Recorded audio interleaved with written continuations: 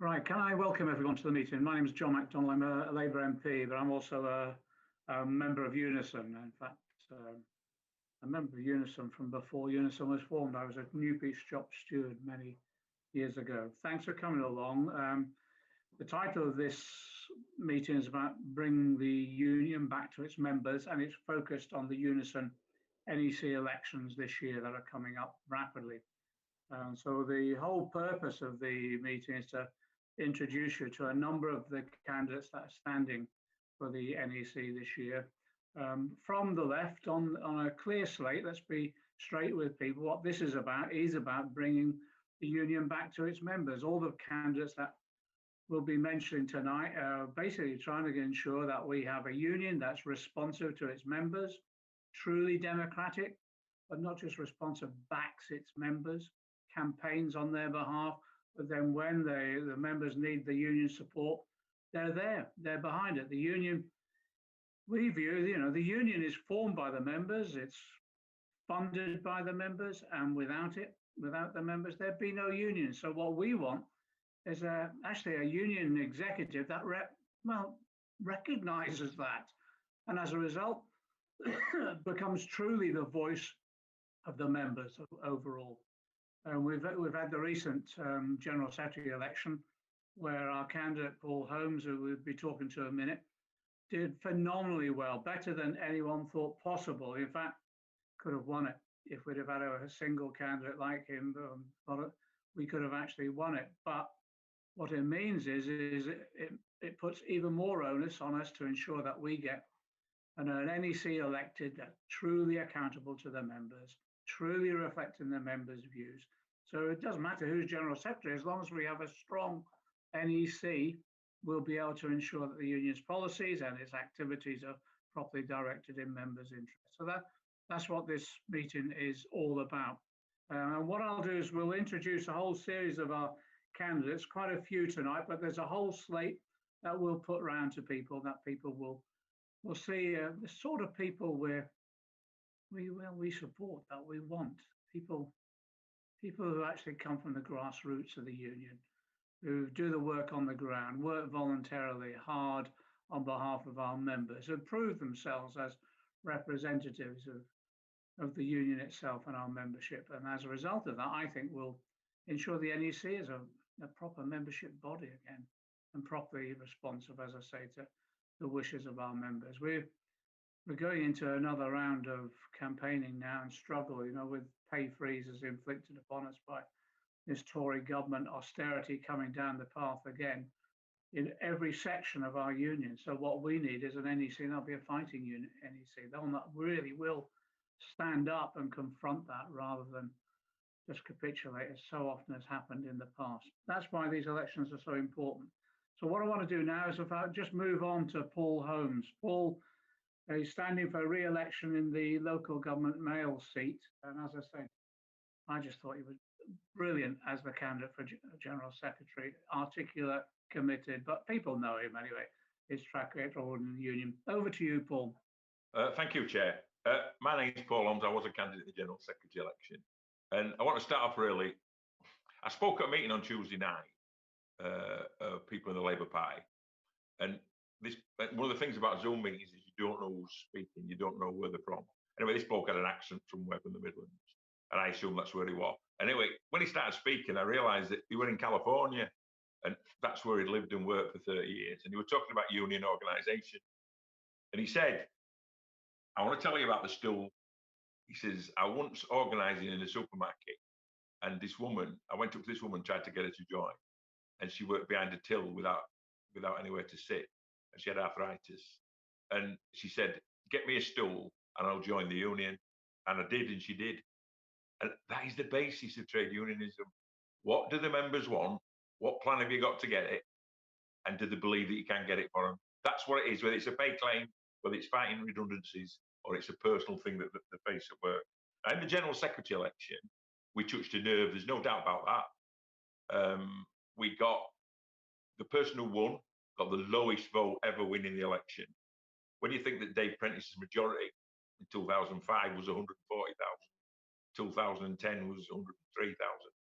This time the majority was 18,000. We got nearly 34% of the vote, highest vote anybody's ever got coming second or being an ordinary member. And we got 3 times as many votes as a person coming third and 4 times as many votes as a person coming fourth. So a great success. And I want to thank everybody who campaigned for us. Many of them were at this meeting. But I also want to say, don't matter who you voted for in the General Secretary election, I went to 45 hustings meetings and I knew what the stewards were asking at the meetings. And the 4 things that hit home that we were talking about, one was the wage of the General Secretary, that it should be a normal wage of a normal worker. One, most definitely, was doubling the resources that go to the branches. One was saying to people it's the lay elected officials that should run the union and more people should be elected, including the assistant general secretaries and the regional secretaries. And the final were national campaigns, not just leaving it to branches to go out and try and win campaigns on their own. And at the end of the campaign, during the campaign, it was a spectacular success for us. You could put complaints in. And some people on the NEC and some activists in our campaign put 83 complaints in, 66 were upheld. But John Rogers, a lot of people know John, put 132 complaints in, 135, sorry, 102 were upheld. There were 7 complaints against us, against me, and none were upheld. And I think that's the sort of campaign we want to run. We want to run a clean campaign. We want to run a campaign that's about the issues that affect our members. And anybody who's watching this meeting tonight, who's been at the NEC over the last 4 to 5 years, will know the number of times I have criticised officials of this union for constantly referring to other unions as our competitors. We have no competitor unions. All of us might have somebody we don't like dealing with, but we have brothers and sisters who work in other trade unions, whether it's the health service or local government or the transport industry, where we need, if we're going to get anything, we need to work together with them. And that's what this campaign's about. It's about working together with other people. Loads of people who got involved in that campaign, and I can number the activists in the hundreds, the majority of which I'd never spoken to, were enthused by the campaign. Some people started off supporting other candidates and switched. And we've now got a situation where we've got a number of candidates standing in the National Executive Council committee elections, and that number's above 50. And over 30 of them are new to standing for the NEC. It's brilliant. It's people who know what this union's about and know what we're talking about. 2/3 of the candidates that are standing, supporting us, that came out of the Paul Holmes for General Secretary campaign, are doing that because of what they saw in the campaign. The issues I discussed earlier are the issues they know are coming.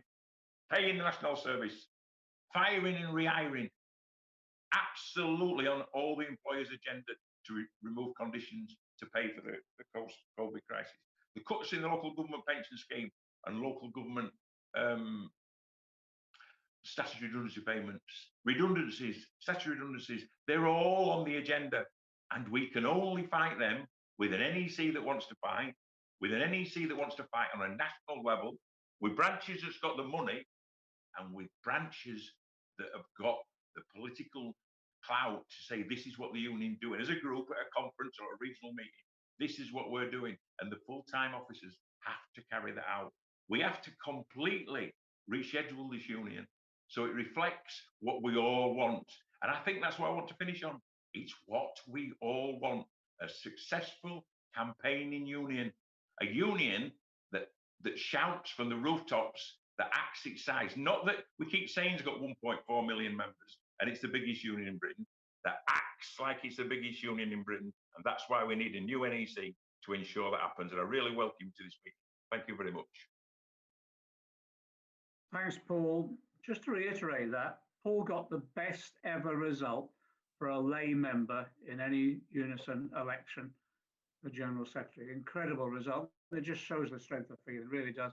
But the point he made as well, whichever way you voted in the for the General Secretary, this is a different election.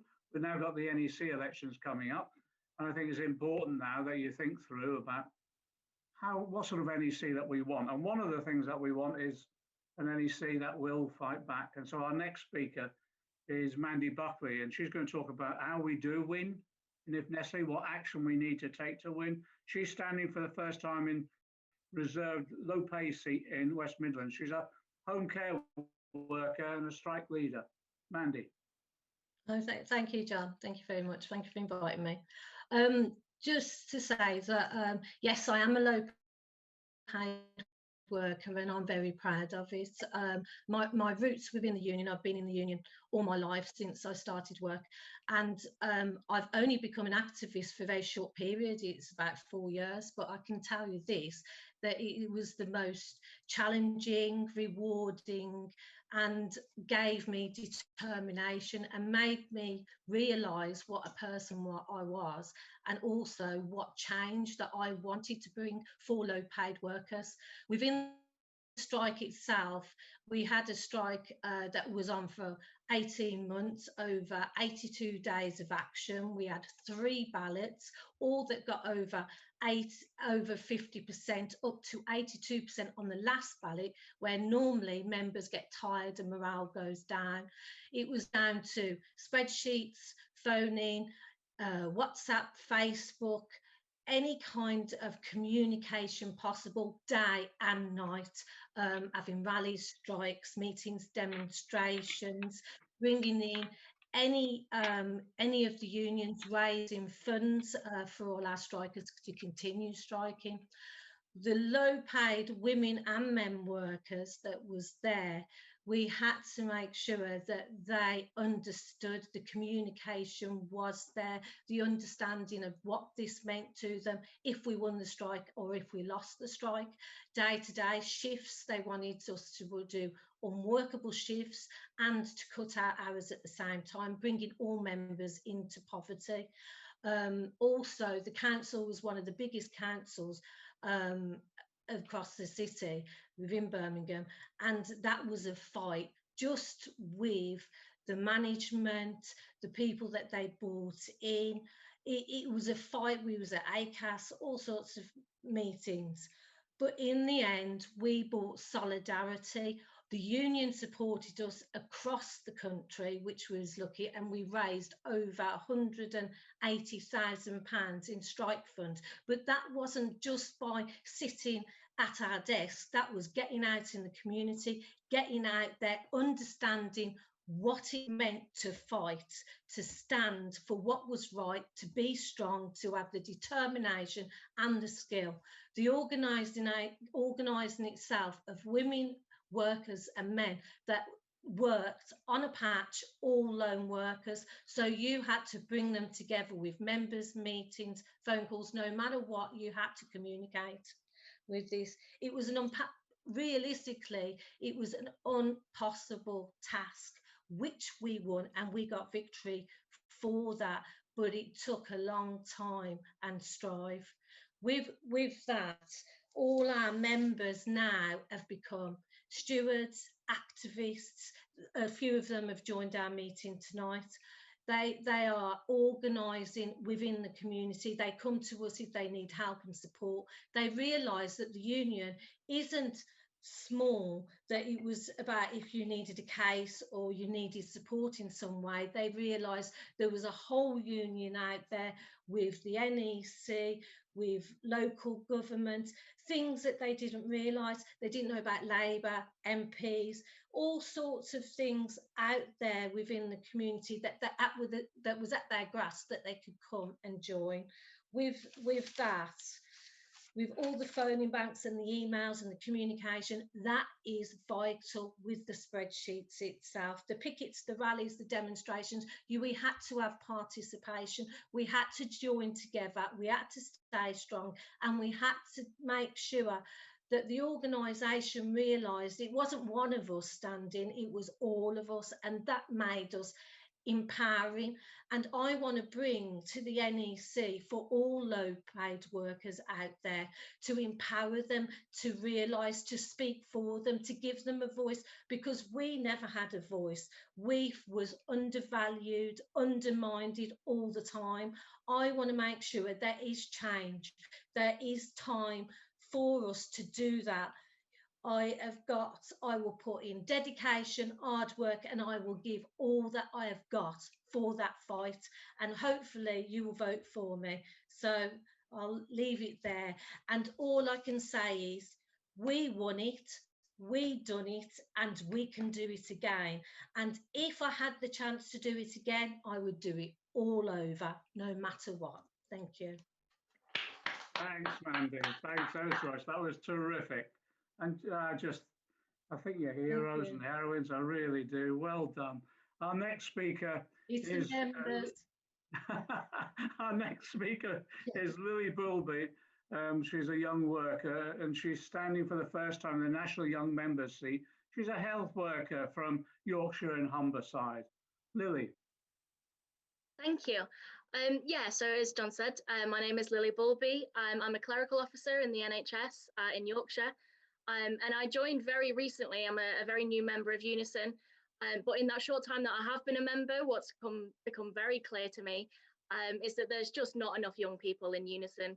You know, as Paul's already mentioned, UNISON has 1.3 million members, and less than 65,000 of those are young members, which is, you know, less than 5% of its membership. So it really does beg the question of why aren't young people joining UNISON in their workplaces? And I think sort of to answer this question, you only really have to look at the events of last year to see that this doesn't come from any sort of apathy or lack of interest in political issues. You know, young people have been at the forefront of some really militant struggles, fights, protests over the last year. I mean, I could talk about, you know, further back, but this last year has been evidence enough of that. You know, we have things like the climate strikes and the global Black Lives Matter movements, protesting the A-level fiascos last summer, and even now ongoing as we speak, I guess, is all across the country. You know, students have been organising rent strikes to fight against the exploitation that they're facing at the hands of the university and their accommodation as well. And also, you know, young people were hugely supportive of Jeremy Corbyn and the policies that he put forward when he was leader of the Labour Party, and within the workplace as well. You know, actions such as the McDonald's strike, the Fight for 15, these have all shown, you know, these had movements that had young people at the forefront of them. And it shows that young people are really enthused about fighting for their rights, fighting for the rights of others, and fighting for what they believe in overall. And, you know, off the back of that, I think the way that we have to reach this sort of layer of young people, what we need to do as a union is to show that we can, like, as people have said, we can support these young workers in their struggles and offer them the same militancy and the same solidarity that they have shown leading all of these movements and more. You know, it's only with a fighting members-led union that we'll be able to do this. But we can only have a fighting members-led union if we have an NEC and we have a leadership that's prepared to fight in the name of its members and to listen to its members as well. You know, young members, they don't want discos at conference. We don't want free diaries, free desktop calendars. What we want is real concrete changes and improvements in our living and our working conditions. You know, one of my main campaign pledges in my NEC campaign is to make sure that I'll be as accountable as possible to young members. You know, make sure that I'm publishing a bulletin that talks about, you know, what I've raised at the NEC, what I'm voting for, why I'm voting for what I'm voting for, and also, you know, holding caucuses as well to make sure that I'm actually listening to young members, taking on their concerns, the struggles that they have in the workplace. You know, things like precarious contracts, discriminatory pay banding. That's an issue particularly for workers under 18 and apprentices as well. You know, big issues like this. And yeah, we need an NEC that listens to its members, but also an NEC and a leadership that knows what's going on with its members and understands the struggles that they're going through. And I think, kind of to tie it all together, we need we need a leadership and a union that is actually worthy of the members that it has.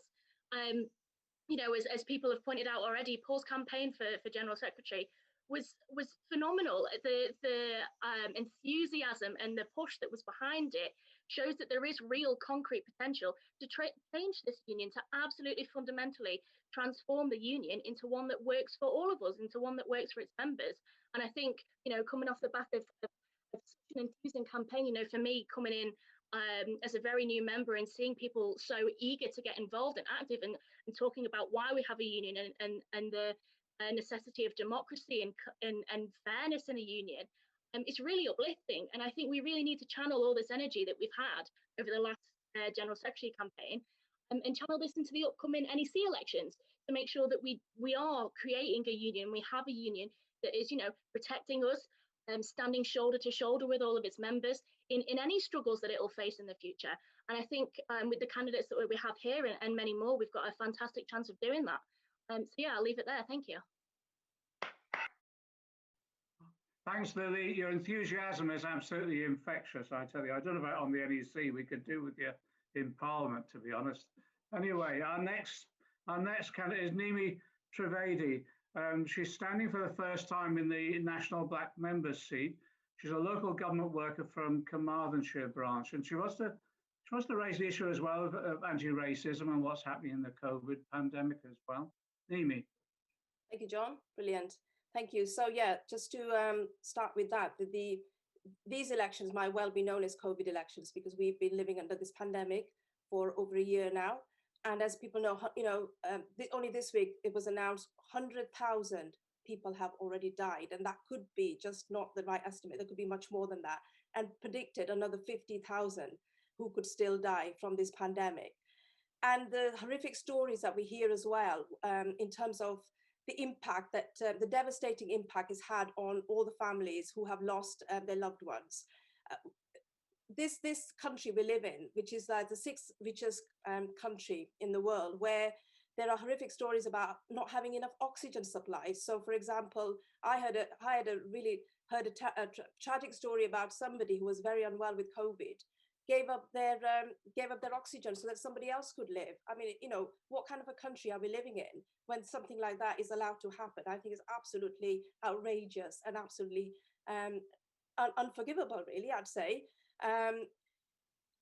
When Johnson said that, crocodile tears and this government has done all they could in order to save people's lives, but I'd say they've lied to us, haven't they? That they haven't done near as enough, and they've completely let people down here in terms of their callous, disastrous policies.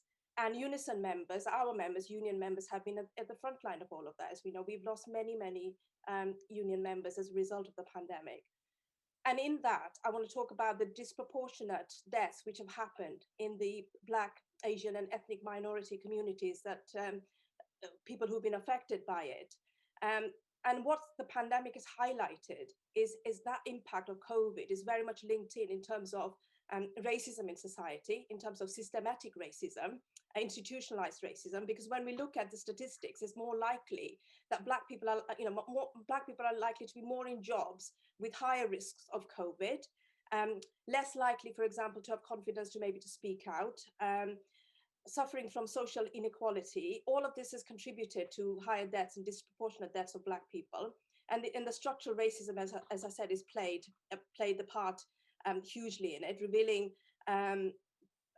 when we talk about the job losses as well, Black and Asian people have been hardest hit by the pandemic.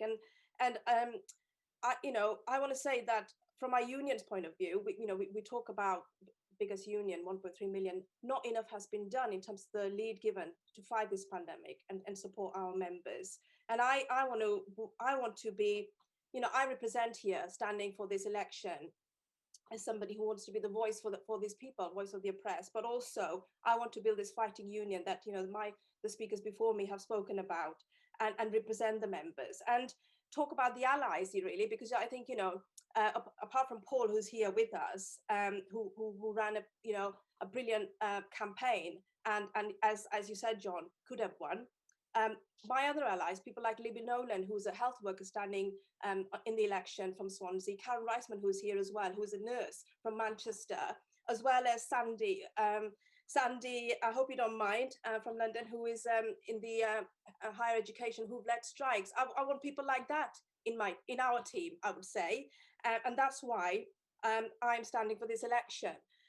The other thing I just want to talk about is, about pessimism and optimism, because I think, the climate we're living in, it could be very depressing, and we could look inwardly and sort of give up fighting. But I think, we have every reason to be optimistic, and Paul's campaign showed us what the potential which is out there. So there is an argument, isn't there, that in this election, let's just accept, pragmatism, and maybe just, have people standing who we think are going to win.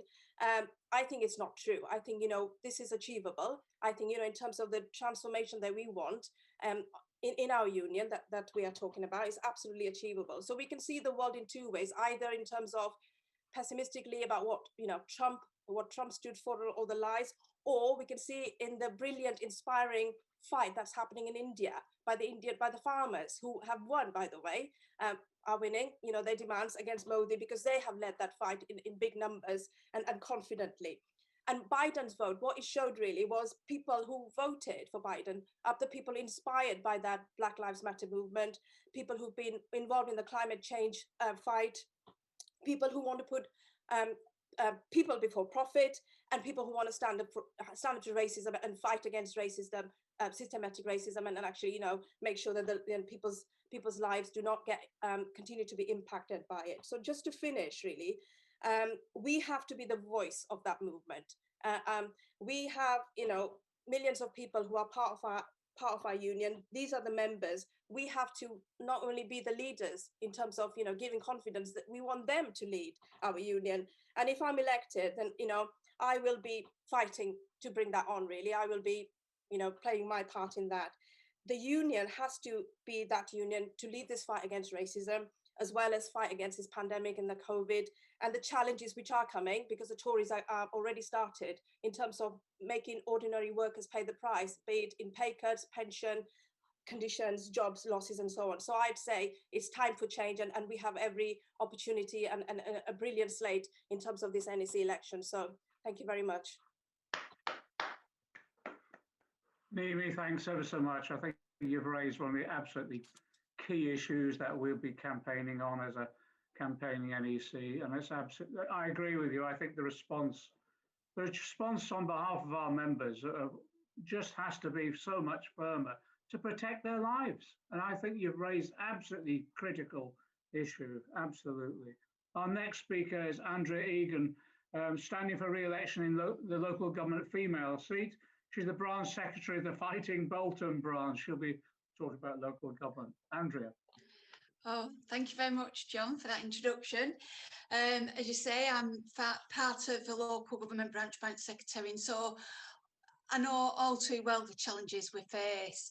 Local government branches, they cover a wide range of service delivery areas, children's services, elderly care services, libraries, housing, benefits, schools, colleges, goods and food inspection teams. I mean, just to name a few.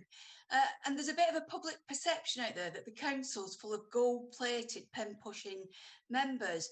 And the reality is that in local government, the public sector is in the main filled with low-paid women, workers who are working class. Now, since the bankers' crash in 2008, working class people bought into the government's austerity belief that the country was skint, and we all had to do our bit, really, to pay our way out of the financial crisis. So in local government, we have seen a decade of pain for local authority workers with year-on-year budget cuts. Local authorities have been clever as they've salami sliced services, and UNISON branches have been left to fight alone. Review after review, union activists have been left exhausted with fighting individual budget reviews. We've seen individual branch successes, but they are few and far between. What many branches have also suffered from over the last 10 years has been the loss of many trade union activists, either as they leave through retirement, early retirement, or redundancy. Now, the General Secretary's campaign and Paul's campaign saw a real members' movement, and it was so invigorating because we've seen a lot of new activists, but who were completely fed up with our trade union being run by paid officials who are affected by our fight. And what we have seen is a rise in activists through the campaign, where I feel they've found a collective voice, and one that's given a renewed confidence, really, and some have found a new home. So, where are we now? We've experienced the COVID pandemic over the last 12 months, and it's really exposed to the public that the government do have money, and it's just their choice how they spend it. The dodgy PP contracts, the track and trace system that's worked only for corporate businesses. What we have to do is to ensure that our members don't pay for this next financial crisis. I think we've already done enough during this pandemic. We've certainly stepped up to the plate. And we have already started to see attacks on our members, the fire and rehire tactics, you know, by councils, massive budget cuts beginning to be announced in local authorities, schools are in free fall, and our housing services are under pressure. So as mentioned, Christine McAnee won the General Secretary election, a win, by the way, on a small majority, making her first appearance on BBC's Women's Hour. And that appearance has left trade unionists reeling, because what does our first woman leader do in her opportunity to showboat our union? You know, at a time when members need confidence built into our trade union movement, she takes the opportunity to slag off other trade unions, claiming they're punching above their weight. I mean, from a general secretary of a trade union that continually punches way below its belt. You know, and we can't stomach another decade of pain for our members, and branches cannot be left to fight alone. We can't be left to fight this fight alone. So a strong NEC can be the first steps in that fight. And what I'd ask is that on the back end of a really brilliant, vibrant General Secretary campaign, that we use this slate to use our voice. And I think that's been one of the problems, certainly for myself, from my own personal perspective, over the last 4 years that I've sat on the NEC, that, you know, you're outvoted all the time. So we might well bring ideas and issues to the table, but when you haven't got the numbers, you're outvoted. So we need an NEC that will allow us to start taking control back of our own union and ensuring that our union punches its weight. I would just like to say a special shout out to Lily Bowlby, who's just been on. What an inspirational young woman you are. So thank you, Chair. Andrea, thanks ever so much. And I just want to say thanks for your commitment and dedication over the years on behalf of our members. And I think you've displayed articulately tonight exactly why we need people like you back on the NEC. We just need committed trade unionists who will properly represent us. And as you say, fight back. I agree. What's coming down the line is not looking good. That's when you need a courageous union standing up for our members. Our next speaker, anyway, thanks, Andrea, for that. It was just terrific. Our next speaker is Bilal Jean Ahusan. She's a SAGE striker. She's not a UNISON member, but we wanted to profile the SAGE workers dispute and just offer our solidarity for this very key dispute that's going on in social care. Bilal. Thank you very much. My name is Billy. I'm a senior healthcare assistant at SAGE Nursing Home. At SAGE Nursing Home, it's been now 7 months. We all, the care worker, the laundry, the maintenance, the cleaners, we organize all together in one. Because I think with what I've heard here today at this event, we all have something in common. We all share something, the same goal, the same vision. We are dedicated people, care worker, cleaners, laundry staff, maintenance people. We work with passion and compassion. We provide a service. We provide something unique to the community. We've been working before the pandemic. During the pandemic, we risk our life because it's a job we should to do. But I think that being a carer or a cleaner or a laundry staff is unique, is a skill work, and therefore we need to be seen. We need a better living wage. We need a better sick pay. We need a better holiday scheme in parity with the NHS. They call us key worker. A key worker is somebody essential, somebody unique. So I think they need to see us, to hear us, to listen to us. From the 15th to the 17th, we have our first strike at SAGE Nursing Home. We have declared the second strike from the 4th to the 8th of February. Lately, the board members have written to us for negotiation, but we're gonna keep moving, keep pushing. So today, I would like for all of us, everybody, to come together, because united, coming together, we get what we want. Here, we're all talking about the same thing, the same issue, the same problem. That means we have a vision, a value. We're sharing the same thing. So let's come together. Different things, different solution. Let's be together. Union to be organized, people to come together and fight the poverty wage, fight for better living wage. We work so hard for that. We deserve better. It's time for 12, and it's time for a change. And also it's time for care worker, cleaners, the people at the lower base of the society who give so much to the community to be heard. Thank you very much. Bile, thank you very much. And again, message from this meeting, please take it back. Absolute 100% solidarity. I was on the online picket line with you the other week, and I thought it was just tremendous, the atmosphere. But what you're doing is courageous, determined, and you'll win, and you've got our support. Please pass that back. Thank you. Our next speaker is Andrew Paul. Andrew is standing for the first time in the reserved low pay seat in Greater London. Andrew is a residential care worker for older people. And Andrew is going to talk about the scourge of low pay in residential care. Andrew. Thank you, John. And hello, everybody. I'm lucky in that my employer is paying anyone who has COVID positive or needs to be shielded when 100% of their wages. But there are workplaces where this is not happening. Not paying full sick pay must have directly contributed to the thousands of deaths in care homes, as well as death amongst care workers.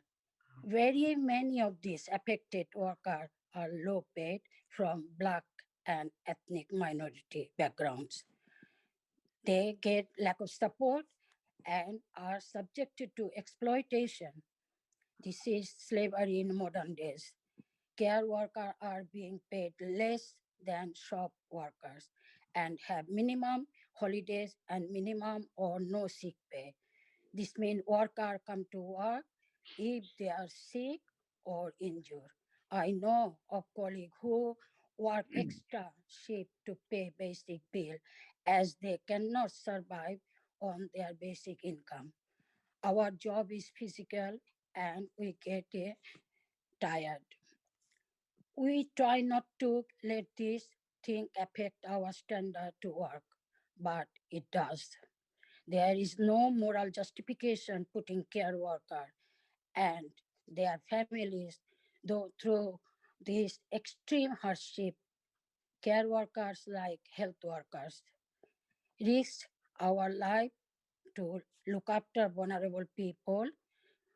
When we are told we are heroes, but we are not treated as a hero. Our union should and could do more to stop up and organize care workers to get justice. Why have there been no national online meetings? Care workers are suffering. They are COVID affected both physically and mentally. They suffer anxiety because of their fear of having to return to work. The virus is everywhere. Potentially, we can get it again. My campaign work will be about fighting for real wages, trying to stop in work poverty, low pay, low in work benefit, poor progression opportunity for many in low paid job, low paid and insecure work, leaving families struggling to make ends meet.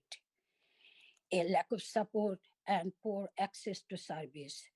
I also want to deal with unfair treatment in the workplace, poor protection at work. On a wider scale, I want us to campaign properly among care workers. Thank you for listening.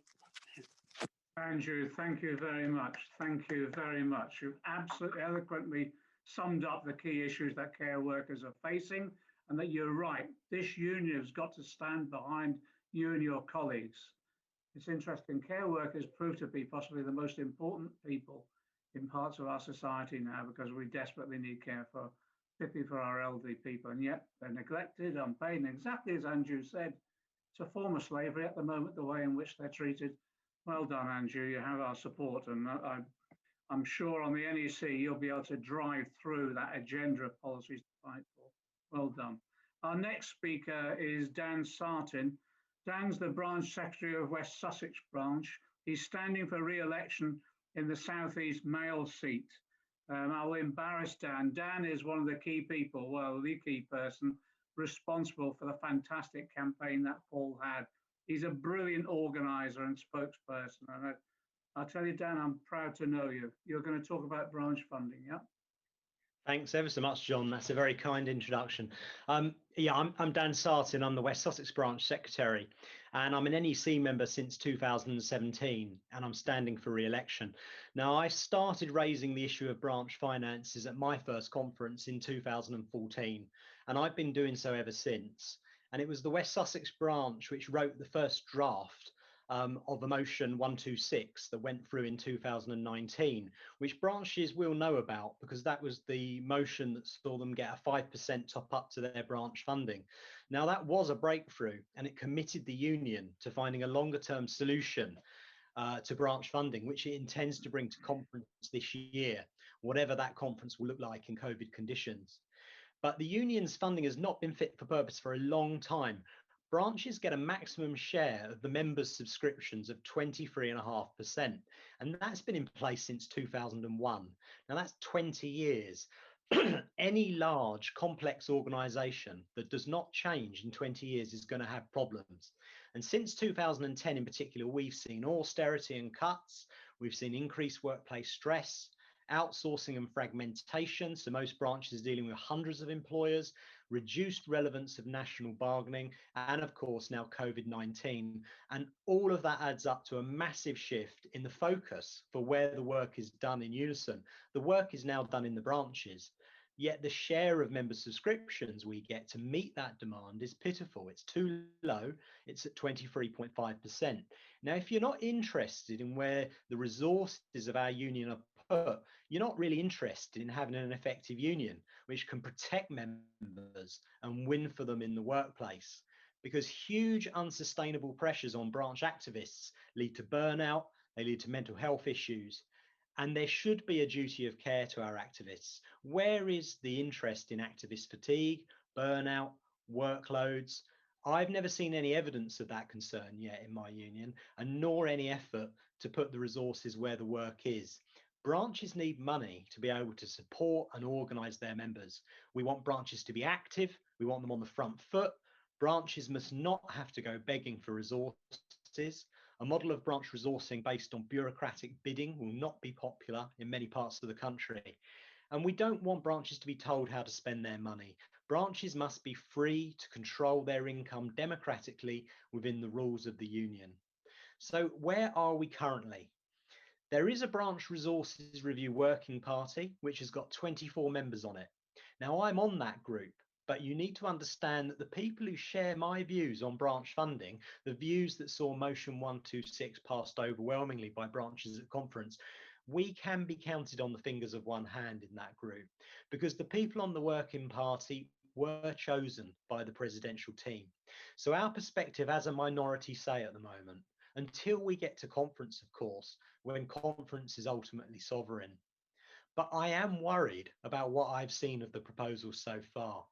I'm limited in what I can be explicit about tonight, but in sum, it is pretty thin gruel that's on offer. On the new branch funding formula, it's not ambitious enough at all. It goes nowhere near addressing the shift in where the work is now done. On a new revamped regional pool, which is being called the Branch Support and Organising Fund, it's unclear how the bureaucracy of that process will be removed, how branches can access it and not be penalised for being the wrong sort of branch, how the projects would be long-term, because branches know that 1 year's funding is not going to solve a long-term problem. Quite worryingly, there's a 15-point take it or leave it package. You might have seen this in an email from the union earlier in the week. The modest proposals on branch funding are only one part of a 15-point package. And that package includes lots of business as usual things that the union has to do, but is threatening to only do them if the package passes at conference, like upgrading WARMS, our database. Now, every branch activist knows how unreliable our database is. It went down on Monday and Tuesday of this week alone, and it desperately needs an upgrade. So why is having a working database now linked to branches agreeing to a preferred funding formula? You know, branches must not be bullied into a flawed approach to the fundamentals on branch resourcing and funding by the National Union threatening to withhold improvements to our essential infrastructure, which is their core responsibility. And I also would say that more than 50% of the union's income is spent on national and regional staff, the biggest single source of expenditure, and that has not been reviewed yet at all, despite being in the original terms of reference for the review. But I have to say, I'm an optimist, like Nimi earlier. I'm an optimist, and that package is not yet complete. It's still under discussion, but time is running out. And as an optimist, I have to hope we can still find an agreed solution. But the NEC elections are absolutely critical in this. The debate on branch funding has moved on to such an extent that all the candidates in the NEC elections are calling for more funding for branches. But where were they? Where were those voices since 2014? I don't remember any of them. I do remember the good comrades from Manchester and Salford and Kirklees and many others along the way. But there are a lot of Johnny-come-lately candidates now talking about how they're also in favour of branch funding.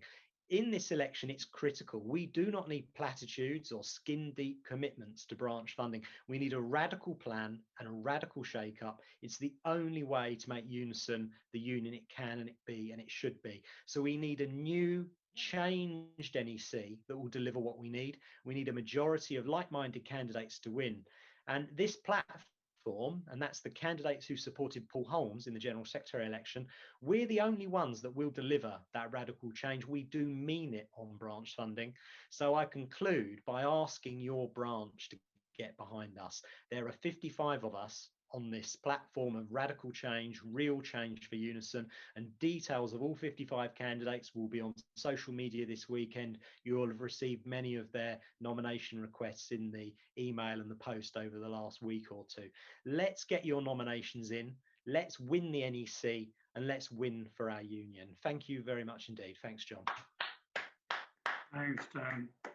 Thanks, Dan. Thanks for your commitment. But I just want to say to people, we do need that sort of experience back on the NEC, people who know how it works. And in that way, that's sort of, well, a really solid approach and to translate our views about what the union is into real action. And Dan does that with that expertise and experience. Thanks, Dan, for all you do. Our next speaker is Jessica Powell. She's standing for the first time in the reserved low pay seat in the Southwest. She's a school support worker, so she would like to talk about schools. Thank you, Chair. Good evening, everyone. Thank you for inviting me to speak at this event. Yeah, my name's Jess. I'm standing for election for the Southwest Low Paid Women's Reserved seat. I joined Unison when I started working in a school 18 years ago. First as the finance officer, but most of the time as a teaching assistant. So I've got first-hand experience of what life is like working in a school. I'm a workplace steward, and since last May, I've been on secondment as Dorset Branch Schools Convener. Now, my branch has encouraged me to stand for election because I actively support our low-paid members with their workplace issues like cuts to services, restructures, redundancies, negotiating terms and conditions. I'm passionate about my union work and I make a difference. As you would expect, most of the issues affecting our school members this year have been as a result of the pandemic. Many people are anxious about attending the workplace.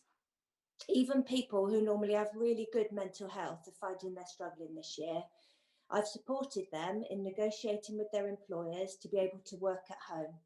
They need the support and understanding of their line managers and not to be put on unpaid leave, which is what some school leaders suggested.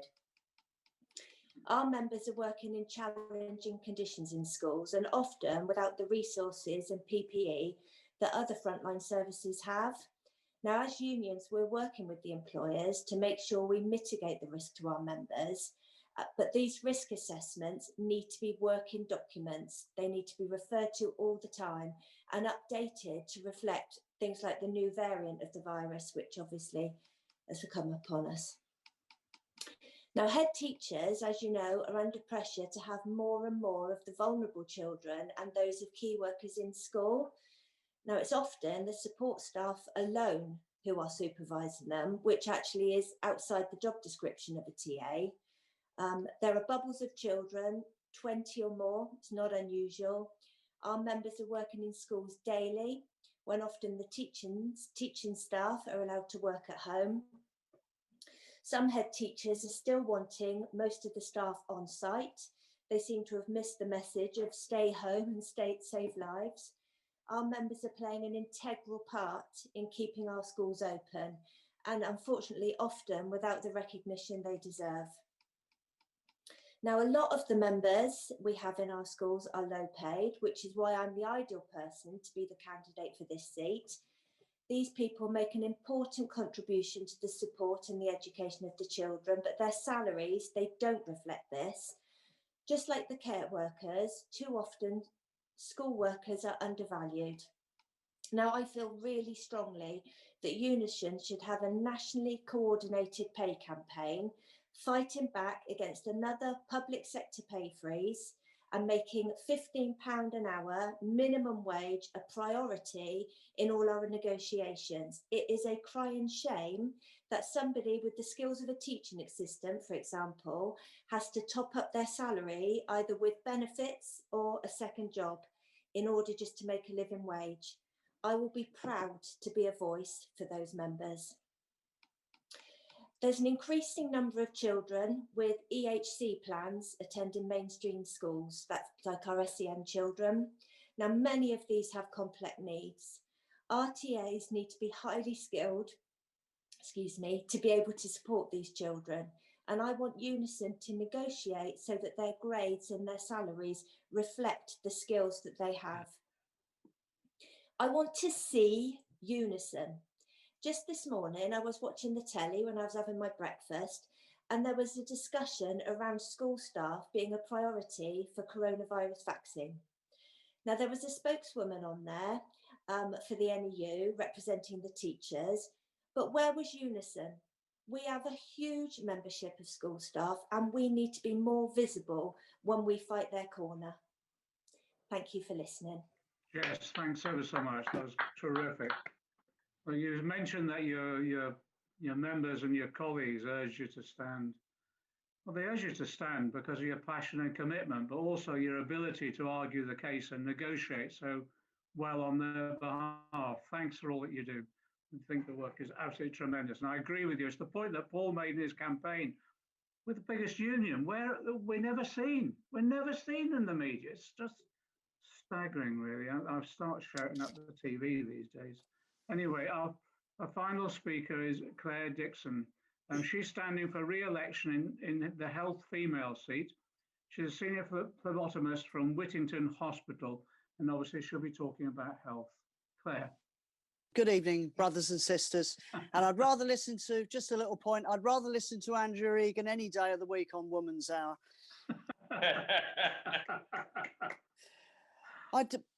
No, on a serious note, I've worked in the NHS for 17 years, and to be honest, I've never seen such a unique situation facing the NHS. It is facing an absolute emergency at the moment.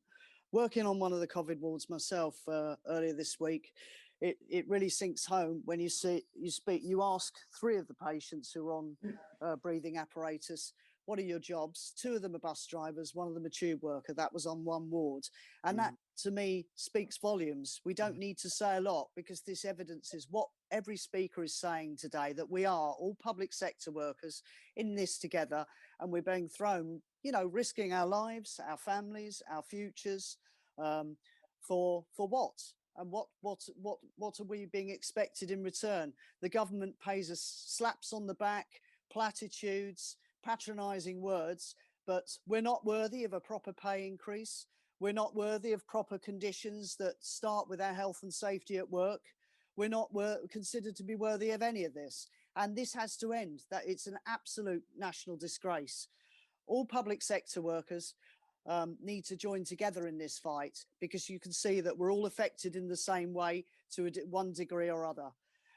This government, as other people have evidenced, they're hell-bent on continuing along this course after 10 years of austerity, which effectively made health workers like myself and others enter this pandemic, the first wave, with our hands tied behind our back.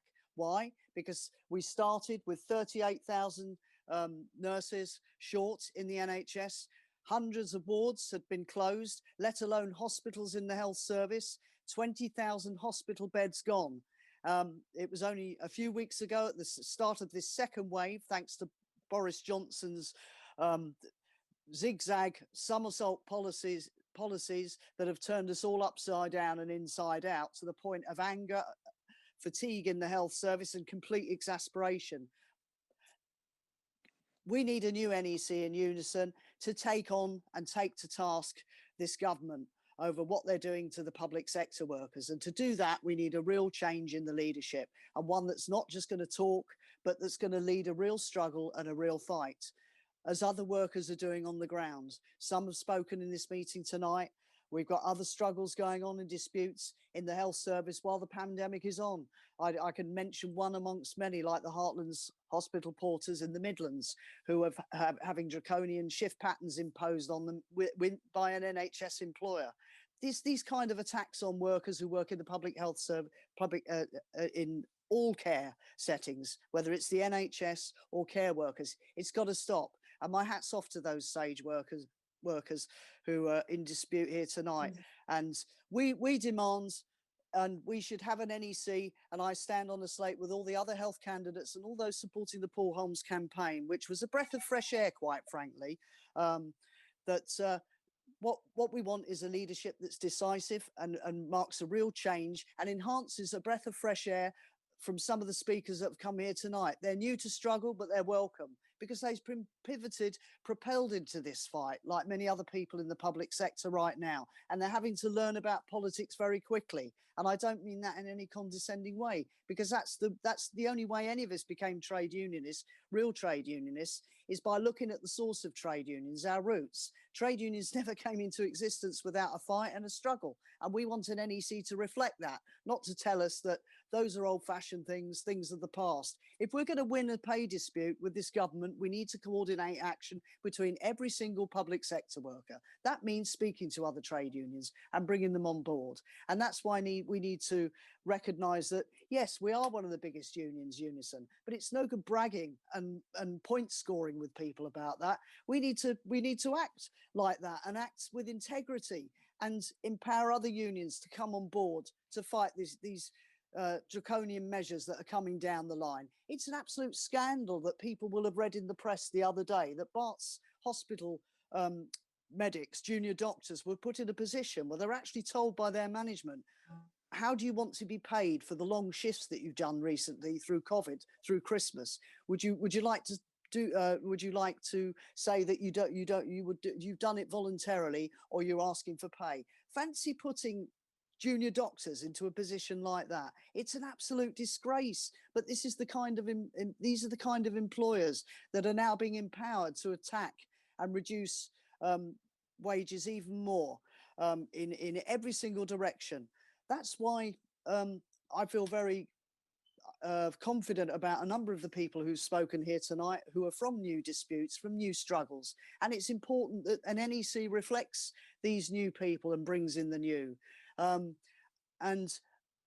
I want to make one point that I also think it goes without saying that all these attacks on hospitals through privatisation and everything else, we need to requisition all private hospitals, bring it back into the public sector, bring it back under the control of the NHS. That's what we need, and that's the kind of things that we should be campaigning on in Unison. We need to take the fight, a serious fight on pay to this Tory government. We need to demand £15 an hour, which is what we're standing on in these NEC elections. 15% and no less for all public sector workers. And in order to get that, we have to mount a serious fight, not march people up the hill and bring them back down again and capitulate as soon as we get to a derisory offer from whether it be the pay review body or anybody else. And I'll end on that note, and I'm much encouraged, and I would like other people to support this, and that's why I supported Paul Holmes through the General Secretary election campaign, and he did exceptionally well because he reflects that kind of movement and the anger of people, workers who are from the grassroots, who know what it's like to struggle to put bread on the table, to go home to their families at night after working a day shift in a hospital or wherever they work, sweeping the streets of London or Manchester or Glasgow, worried about giving COVID to their family. And that workers need to be reflected in their pay and given dignity at work and feel safe at work. No worker should be forced to work without proper PPE or without proper health and safety, which has been flouted left, right and centre. And that's being encouraged by this government. This government's got to go. And I'd like to sort of end in that spirit and welcome the remarks and all the comments from a number of the speakers here tonight and encourage people to vote for our platform of new NEC candidates. Thank you. Absolutely brilliant, Claire. You've summed it up perfectly, summed up what we're all about. And I agree with you. Listening to the speakers tonight they've been brilliant, haven't they? Absolutely brilliant. It's inspiring. Let me just go through the process from here on in before we close. Remember, branches can nominate at their committee meetings during the period from Monday the 1st of February to Friday the 5th of March. But they mustn't forget to register their nominations on the website after that.